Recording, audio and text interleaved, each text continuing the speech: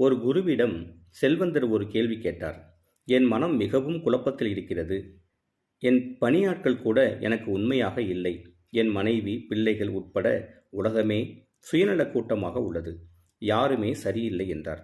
புன்னகைத்த குரு கதை ஒன்றை சொன்னார். ஓர் ஊரில் 1000 கண்ணாடிகள் இருக்கிற அறை ஒன்று இருந்தது. அதற்குள் சென்று ஒரு சிறுமி விளையாடினாள். தன்னை சுற்றி 1000 குழந்தைகளின் மலர்ந்த முகத்தைக் கண்டு மகிழ்ந்தாள். அவள் கைத்தட்டியவுடன் 1000 பிம்பங்களும் கைத்தட்டின. உலகிலேயே மகிழ்ச்சியான இடம் இதுதான் என்று எண்ணி அடிக்கடி அங்கே சென்று விளையாடினாள். அதே இடத்துக்கு ஒரு நாள் மனநிலை சரியில்லாத ஒருவன் வந்தான். தன்னை சுற்றி 1000 கோபமான மனிதர்களை கண்டான். அச்சம் கொண்ட அவன் அந்த மனிதர்களை அடிக்க கை ஓங்கியவுடன் 1000 பிம்பங்களும் அவனை அடிக்க கை ஓங்கின. உலகிலேயே மோசமான இடம் இதுதான் என கூறி அங்கிருந்து வெளியேறினான். இந்த சமூகம்தான் 1000 கண்ணாடிகள் இருக்கிற அறை.